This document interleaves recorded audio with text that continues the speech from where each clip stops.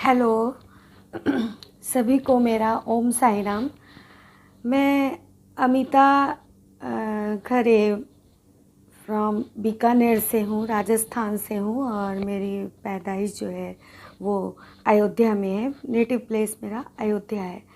मैं साईं बाबा के संपर्क में 2006 से हूँ और पहले जो मैं अपना अनुभव आपको शेयर करना चाहती हूँ कुछ, जो बाबा ने मुझे मेरी लाइफ में हर पल हर क्षण दिया है, तो इस चैनल के माध्यम से मैं देना चाहती हूँ। जो साईं दीपुन जी हैं, उन्होंने मेरे को आग्रह किया और कि आप अपना अनुभव साईं भक्तों के साथ शेयर करें जो शिरडी से जिनका लाइफ चलता है। तो मैं अपने कुछ अनुभव जो शुरू के हैं वो आज से शुरुआत कर रही हूँ, आपके साथ बांटना चाहती हूँ कि साईं बाबा जी के क्या अनुभव हम मेरे जीवन में रहे। सन 2006 की बात है। मैं आफ्टर मैरिज राजस्थान आई, बीकानेर आई। मैं बाबा को नहीं जानती थी, बाबा के बारे में भी नहीं जानती थी। तो वहाँ पे रेंट पे घर लिया। घर के पास ही एक मंदिर था, बहुत बड़ा मंदिर है। उसमें शिव जी, हनुमान जी, सारे देवी देवताओं की मूर्तियाँ हैं और साईं बाबा की भी थी। मैं शुरू में क्या करती थी, शिव जी को जल चढ़ा के आ जाती थी और साईं बाबा के दर्शन नहीं करती थी। मेरे मन में ये था, ये तो भगवान नहीं है ना, इनको नहीं करना, ऐसे मेरे मन में फीलिंग्स थी। एक दिन क्या हुआ, मेरे हस्बैंड जो है वो जॉब पे चले गए। मेरी बेटी छोटी थी, 6 महीने की। मैं अपने रूम में बैठी थी, खाना वाना बना के रूम में बैठी थी और मेरी एक बैक निगाह जो है वो पंखा चलता है ना छत पे, उस पे गई। वहाँ 1 सेकंड के लिए एक बाबा की एक आकृति सी मुझे अनुभव हुआ और उसके बाद वो मुझे नहीं दिखी, फील हुई। तो मैंने अपने जो लैंडलॉर्ड थे उनको, मैंने सोचा ऐसे होगा, लैंडलॉर्ड से पूछा तो उन्होंने कहा देखो ये मंदिर है ना, तुम बाबा के दर्शन करने जाओ। तो मैं उस दिन, जिस दिन शिव जी का मैं जल चढ़ाती थी, उस दिन जब मंदिर गई तो मैं ऊपर सीढ़ियों पे चढ़कर मैं बाबा के दर्शन करने गई। तो जैसे ही मैंने आँख बंद किया और जैसे मंदिर में अपन जाते हैं ऐसे हाथ बंद करते हैं, तो एक वृद्धा अवस्था में एक आकृति मेरे सामने आई और मेरे सर पे हाथ रखा और मुझे एक बहुत तेज प्रकाश का अनुभव हुआ, एक सकारात्मक विचार का अनुभव हुआ।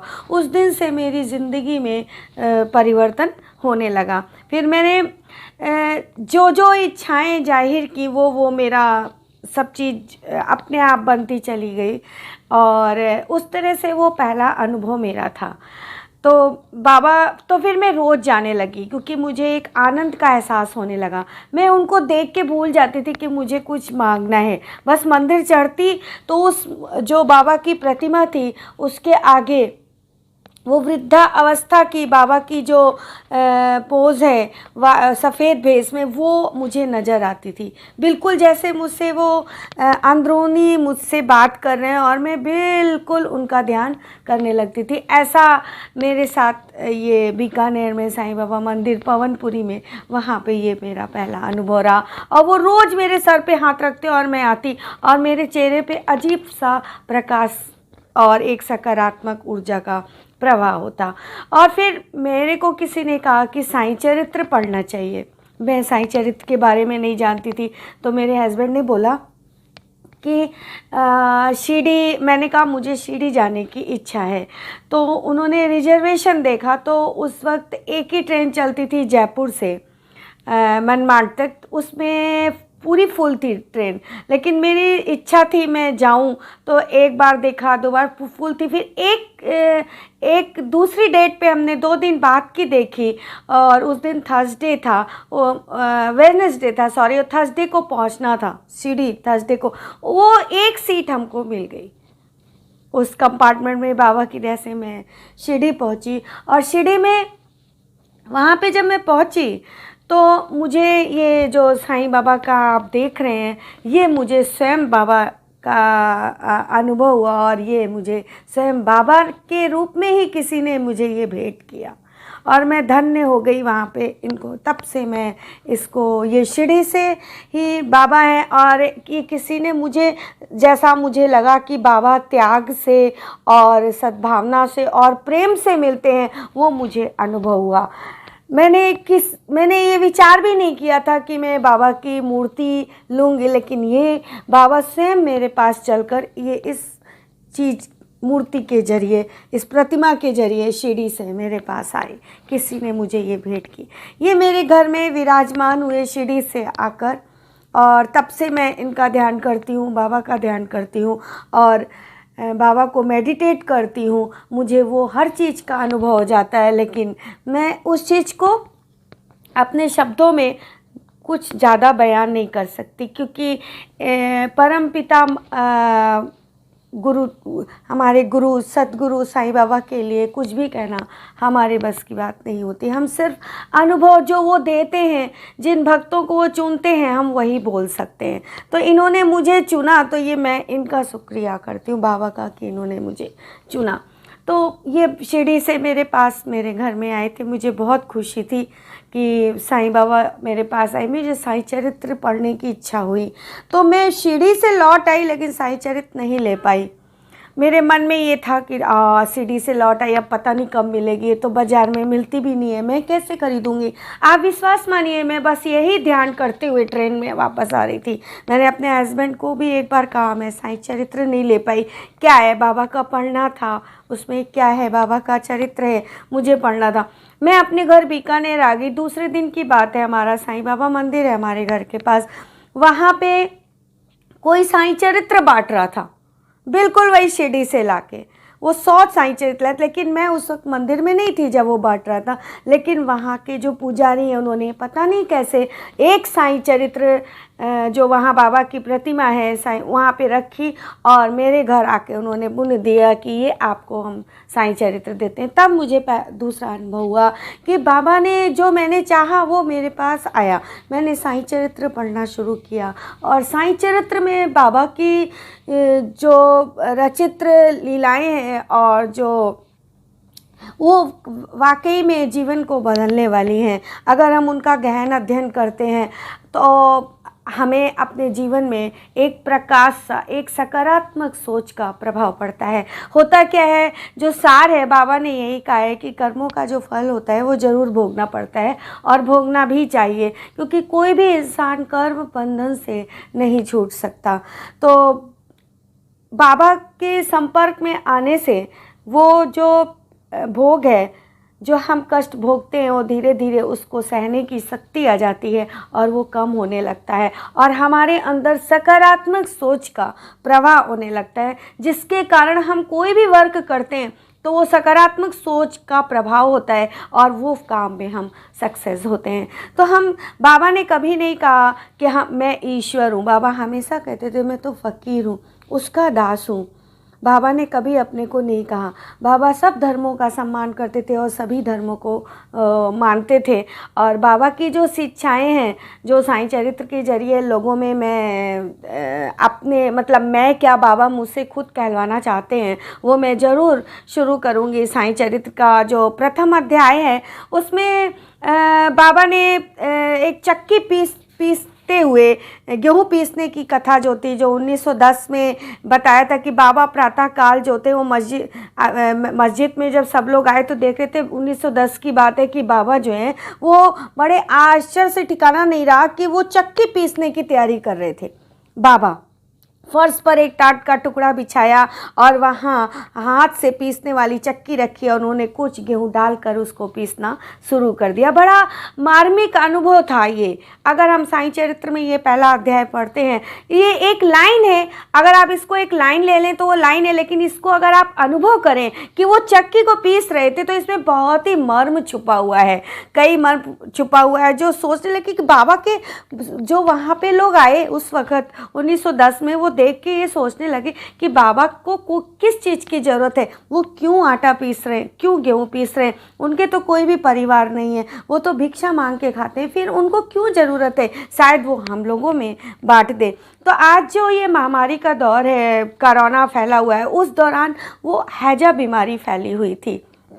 तो उनके पास कोई साधन, वो अपने भिक्षावृत्ति करते हैं, उनको ज़रूरत क्या है। तो वो बाबा को चक्की पीसने का समाचार शीघ्र पूरे गांव में फैल गया। और जब सब लोग ये विचित्र लीला देखने के लिए आए कि बाबा जो है वो तो गेहूँ चक्की में डालकर वो पीस रहे हैं, तब वो पता चला कि बलपूर्वक बहुत सारी औरतें आई और बाबा को बोली आप हटो, हम इसको पीसेंगे। पहले तो बाबा क्रोधित हुए, गुस्सा हुए उन औरतों पे, वहाँ के लोगों पे, लेकिन फिर वो शांत होकर मुस्कुराने लगे। और पीसते पीसते स्त्रियों के मन में, फिर स्त्रियाँ जो और उस वक्त आई थी स्त्रियाँ, वो बाबा से चक्की लेके पीसने लगी। स्त्रियों के मन में आ रहा था कि बाबा के तो घर द्वार भी नहीं है, परिवार भी नहीं है, फिर ये क्यों पीस रहे हैं, हो सकता हो ये हम लोगों में बांट दें। लेकिन बाबा का गेहूँ पीसने का मर्म किसी को नहीं मालूम था। तत्कालीन क्या हुआ, ये जब पीस चुकी, तो जब वो आटा पीस के ले जानी थी, तब बाबा क्रोधित हुए कि ये तुम क्यों लेके जा रही हो। अपशब्द बोला उन स्त्रियों को कि ये कोई तुम्हारा कर्ज का माल नहीं। उन्होंने ऐसा क्यों कहा? उन्होंने कहा कि एक काम करो, आटे को ले जाकर गांव की सीमाओं पे बिखेराओ। तो ये मात्र आटा नहीं था, बाबा के वचन थे, सीमाओं पे भेजा। उस दिन से उस गांव में जहाँ पे वो सीमाओं पे आटा बिखेरा गया, जो हैजा बीमारी फैली थी वो दूर हो गई। और तब लोगों के समझ में आया कि बाबा लोगों के कल्याण हेतु कितना दर्द सहते थे। तो आज मैं ये नहीं कहती कि मैं बाबा का कोई प्रचार नहीं कर रही हूँ, लेकिन जो मेरे जीवन में अनुभव है वो मैं सच्चाई बता रही हूँ कि बाबा ने हमेशा सच्चाई पे चलने की शिक्षा दी कि कोई भी सारे धर्म एक हैं, ईश्वर एक है, सबका मालिक एक है। और हमें अपनी जो, और एक मर्म और था जो वो चक्की पीसते थे, उसमें ये था कि वो ये कहते थे कि केंद्र, ये भक्तों के बुरे कर्मों को वो पीसते थे। ऐसा कहा जाता, ऐसा अनुमान लगाया गया कि उनकी चक्की, वो जब तक शिरडी में रहे उन्होंने चक्की पीसना बंद नहीं किया। वो भक्तों के जो उस लोगों के बुरे कर्म थे और पाप से ग्रसित थे, उनके पाप कर्मों को उन्होंने पीसना शुरू किया। तो इस चैनल के माध्यम से मैं साईं बाबा का जो अपना अनुभव है, जो बाबा मेरे से कहलवा रहे हैं, अध्याय फर्स्ट का था। तो जब मैंने इसको कई बार पढ़ा, अध्याय फर्स्ट को 2006 से मैं पढ़ रही हूँ, तो कई बार पढ़ा। तो पहले तो पढ़ा तो एक लाइन लगी, लेकिन जब मैं कई बार पढ़ा तो मुझे आंतरिक अनुभव हुआ कि वास्तव में कि हर इंसान यहाँ अपने कर्म को भोगने आया है, और वो बाबा जो है वो बुरे कर्मों को पीसते थे। इसलिए हम आज भी जो बाबा का ध्यान करते हैं, बहुत से लोग कहते हैं कि बाबा का जो ध्यान करते हैं उनको बहुत कष्ट आता है। एक्चुअली कष्ट नहीं आता, हमारे बुरे कर्मों का निवारण बाबा करते हैं और हमें सच्चाई के राह पर चलने की आज्ञा देते हैं कि ये है, और सच्चाई का अनुभव देते हैं। तो जो भी अनुभव मेरे सामने बाबा का आया है और आता रहता है, वो हमेशा मैं इस चैनल के माध्यम से बांटती रहूँगी। और फिर हम अध्याय 2 का साईं चरित्र चैप्टर अगले वीडियो में लेके आएंगे कि क्या सार था अध्याय 2 का। तो चैप्टर अध्याय 1 का यही था कि कबीर दास जी ने भी एक कहा था, दिलाती है स्त्री को अनाज पीसते हुए कहा था, गुरु निपुण से कह रहे थे कि इसलिए रुदन करें, जिस प्रकार अनाज चक्की में पीसा जाता है उसी प्रकार भवसागर रूपी चक्की में पीस जाने की यातना का अनुभव कर रहे हैं। तो चक्की के केंद्र में जो ज्ञान रूपी दंड है उसी को दृढ़ता से पकड़ लो। चक्की का जो केंद्र है यहाँ पे उसकी तुलना ज्ञान से की गई है। तो ज्ञान और नॉलेज, बाबा ने ये पहले ही बता दिया उस समय कि ये बहुत ज़रूरी है। तो जिसके पास ज्ञान है उसको दृढ़ता से पकड़ लो, उससे दूर मत जाओ और केंद्र की ओर अग्रसर होते रहो। ज्ञान असली क्या है कि वो बाबा खुद अनुभव कराते हैं कि हम किस लिए हैं और हमें क्या करना है। तो उसको दृढ़ता से पकड़ लो और वो काम आप करते जाओ, उससे दूर मत, बस केंद्र की ओर ही हमें अग्रसर होना है, अपने लक्ष्य की ओर अग्रसर होना है। निश्चित है कि वो इस भवसागर से हमको पार उतार देंगे। तो ये प्रथम अध्याय का सार था श्री साईं चरित्र का, और मैंने अपना प्रथम अनुभव आपके सामने शेयर किया कि सन 2006 में बाबा ने मुझे साक्षात वृद्धावस्था में सफ़ेद वेश में दर्शन दिए थे, जिससे उस दिन से मैं बाबा के संपर्क में हूँ और बाबा का लगातार ध्यान करती हूँ। जय साईं राम।